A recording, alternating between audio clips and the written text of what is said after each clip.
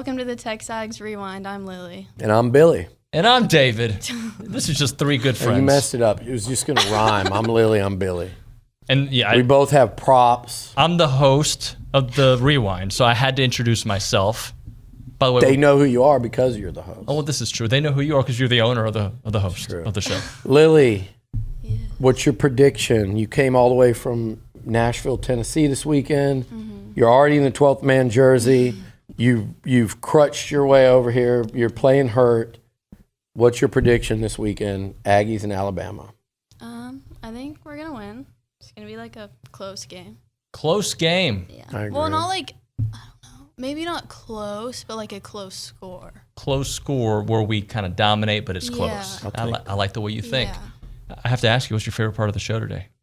The final countdown. Yeah, the final countdown was good. He's a part of that right there. We also had OB on here talking A&M Alabama matchup. Chad Brown was on the program, and our buddy Josh Pate here. So check it out. It's the TexAgs. I was just going to say, if A&M does what you and we actually completely agree, close game, Aggies win, if that happens, what are things going to be like for you in Tennessee next week when the Aggies get ready for the Vols? Is there going to be a lot of trash talk at school with you and the friends? I don't really trash talk because Probably there's not smart. many A&M people there. It's mostly like Alabama and Tennessee. Mm-hmm. Oh, so you could get it.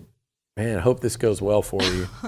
2 weeks in a row beating Bama and Tennessee, that would be, you might need to wear that jersey to school after that. Billy, one step at a time. Let's beat Bama. Here's the rewind. Jumping ahead. Give me the matchups, OB. Well, how about this one to start off with? How about that? Because we kind of touched on it earlier, the A&M receivers against the Alabama secondary, in particular, Aniyah Smith and Evan Stewart. Evan had a huge game against Alabama last year. Aniyah has had huge games against Alabama the last two times he played them.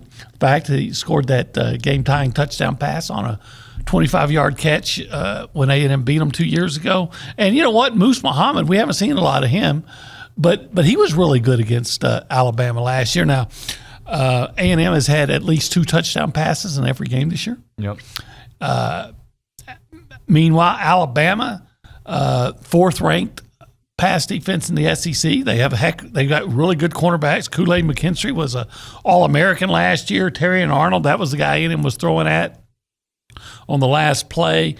Combined, they've broken up 9 passes this year. But there have been plays to be made against that Alabama secondary. Texas certainly made them. So I think that's a very intriguing matchup and good on good. Good on good. And look, every game in the SEC will come down to the trenches. That's what Max Wright told us. Yeah.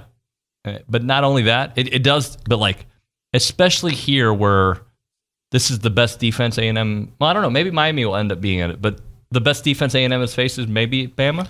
Probably, yes. Yes, right? I would say so. The best team that they have faced this year, probably Bama. I would take Alabama over Miami. I would too.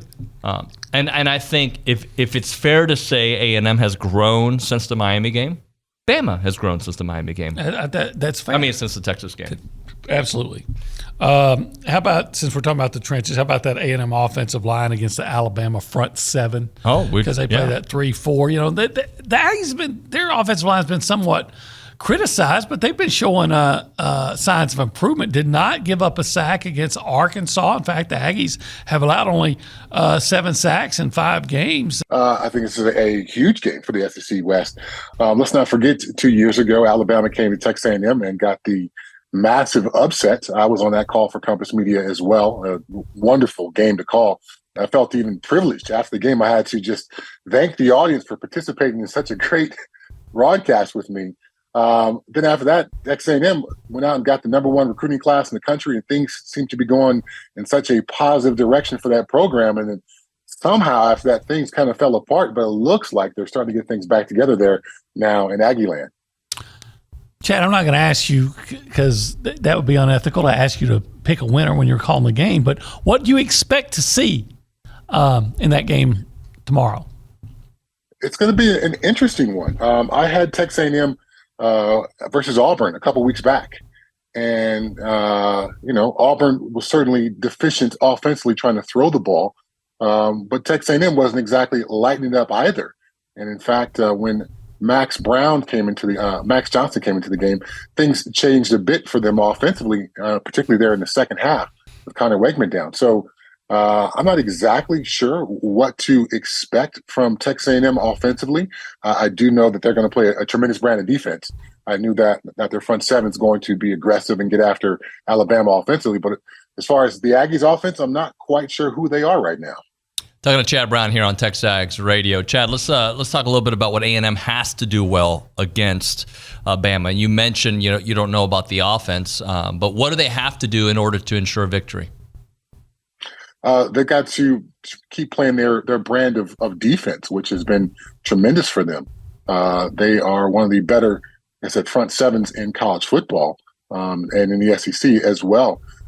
Their defensive front seven is limiting their foes to 96 yards rushing a game with only one touchdown on the ground. So they're capable against the run. They're more than capable against the pass as well, with 4 sacks a game as well. So I know they're going to play a great brand of defense. With Alabama not having a Heisman Trophy winner under center currently, their offense has been limited. Josh, I know you're high on A&M this game. Talk to me about what the talking points are going to be in both scenarios. A&M wins if Bama wins. You know what's funny? I don't know if you guys deal with this from the national perspective where I'm supposed to be neutral. Anytime you pick a side in a game where the point spread is 1, the reaction either way is there's no way this can happen. There's no way that can happen. Here's the reality. Either way, whoever should be favored here, it's like a 53-47, 52-48 percentage type of thing. So there are no absolutes in games like this. Where I landed is I know what A&M has up front defensively. And I know they've recruited for this game. Like, they've recruited to win the conference, but it's this game. They know they got to get through Bama to win the conference. And so when they started stacking those defensive linemen up and those just front seven guys in general, and I've seen what I've seen from Bama's offensive line so far this season, hey, there's a world where Bama's offensive line gels, it comes together, they play the game of the year, Milrose kept clean, and they can attack A&M downfield like Miami did. Yeah, there's a world where that happens. There's also a world where Milrose continuously spilling out of the pocket to the right, one time per series Saturday afternoon, and they never get the passing game going. And their ground game is not elite this year. It's pretty good. It's not elite. And all of a sudden it's 9-7 early in the game and no one takes off. And at that point, what do you need? I mean, you need 1 or 2 big plays. Maybe it's special teams. We saw what happened last week. Maybe it's special teams on the side of A&M. But the one thing that I had the most disagreement on this week from what I said versus what apparently the public feels is I don't think in these kind of games you can hide your quarterback. I don't care who your quarterback is. You cannot hide them. And even if it's Max Johnson, even if it's your backup, the one mistake I think people are making is they use backup quarterback as a catch-all. Like all backup quarterbacks are equal, and that's not true. Especially it's not true with the A&M situation. Steve, you go first. Who is the sleeper of the week? Man, my sleeper is going to be – Billy will love this pick because he's a big fan of this guy. A guy that was really, really flashing early in the season has kind of tailed off. I mean, I think this is going to be his comeback game. We're going to see him make some big plays. Noah Thomas. Yeah. Yes. We represent. We got Nuno over here, fanboying out over him. So I'm going to throw him a little love and say, Noah, come see us again, bud. We miss you. You look good that first. The water's warm. First game, and that's creepy. He really does that in his hot tub. Hey, come on in. The water's warm. Yeah. Get out of the pool. Get in here in the hot tub. And then we all end up in there singing 90s. You have that video of like him and Evan 3 Men in a Tub. Baroni. Me, him, and Lonnie want to turn that into a YouTube show. 3 Men in a Tub. You just sit there in the hot tub and sing 90s. That could be a hit. Rock. That sounds good. Little John. Sports. That sounds so bad. I'm gonna go with. He hasn't been like sleeping, and he needs to wake up. But I'm gonna go with Bryce Anderson. Because I think that you just think he can make some plays. I think he's going to make some plays. I mean, I don't know what makes you think that. He's only made plays every game this year. Okay, man. I'm sorry. Never mind. Forget Quite the it. sleeper. I wasn't saying it. Sleeper. Take the L. It's not a sleeper. He's not a sleeper. Like I was digging to find somebody on defense that hadn't just been lights out.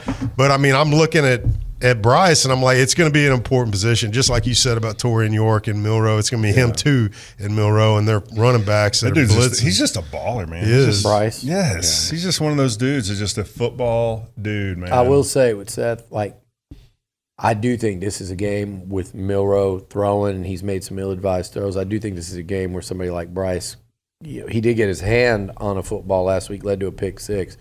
Maybe get, I believe, am I right, his first career interception this Saturday. I don't think he's had one yet. All right, Lily, what do you do at the end of the rewind? What are you supposed to do when I know you watch YouTube videos, right? Mm-hmm. What do they tell people to do? Subscribe. Yes, give me some right there. Like, comment, subscribe to TexAgs channel. Billy, any closing thoughts? No, I'm with Lily. We're going to beat the hell out of Alabama and then go beat the hell out of Tennessee. And we're going to be singing Dixieland Delight and Rocky Top mockingly at both fan bases. Can we book our tickets to Atlanta yet, or you got to wait? You got to wait a while. And I might even sing, if A&M wins both of those, y'all might catch me singing Creed too by the end of it. He does that anyway. Thanks for watching.